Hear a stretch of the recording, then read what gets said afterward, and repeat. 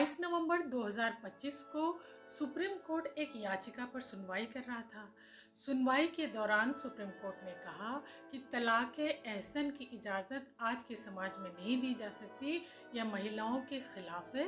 Court ने इसे gross discriminatory कहा। अब सबसे पहले जानना ये ज़रूरी है कि तलाक़-ए-एहसन क्या है। तलाक़-ए-एहसन तलाक का एक वो तरीका है जिसमें एक पति अपनी पत्नी को शुद्ध काल में, यानी कि जब उसके पीरियड्स ना आ रहे हों, एक बार ये कहता है कि मैं तुम्हें तलाक दे रहा हूँ। उसके बाद वो ये काम लिख के भी कह सकता है, ये बोल के भी कह सकता है। उसके बाद औरत को 3 मासिक धर्म तक इद्दत की अवधि पूरी करनी होती है। हाँ, इस दौरान उनमें आपस में संभोग नहीं होना चाहिए, यानी कि जिस्मानी रिश्ता नहीं होना। अब अगर इन 3 महीने की अवधि के दौरान उनमें आपस में रिकंसिलिएशन या सुलह समझौता हो जाता है तो शादी कंटिन्यू हो जाती है।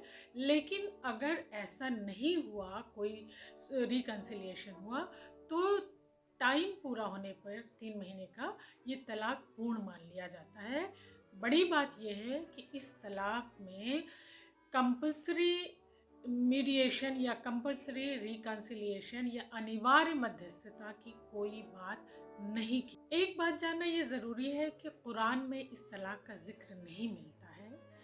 इस तलाक का जिक्र कुछ धार्मिक संगठनों या व्यक्तियों द्वारा तैयार की गई किताब में ही मिलता है। देखिए, अब सवाल ये भी है कि जब कुरान में पहले से एक ठीक तरीके से तलाक का जिक्र मौजूद था, तो इस तरह के तरीकों को ईजाद करने की धार्मिक संगठनों या व्यक्तियों को ज़रूरत क्यों पड़ी? मुस्लिम महिला विवाह से संरक्षण अधिनियम 2019 आने के बाद, यानी कि जब से तलाक बिद्दत बैन हुआ, या जिसे आप 3 तलाक कहते हैं, जब से वो बैन हुआ, उसके बाद जो बड़ी फ़िक्र की बात है, जो आपके साथ साझा करना बहुत ज़रूरी है, वो ये है कि तलाक़-ए-एहसन के मामले लगातार बढ़ रहे हैं।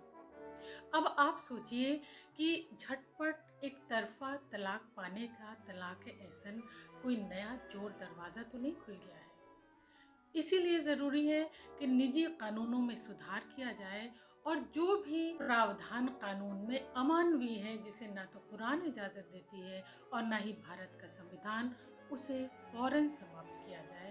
यही औरत के हक़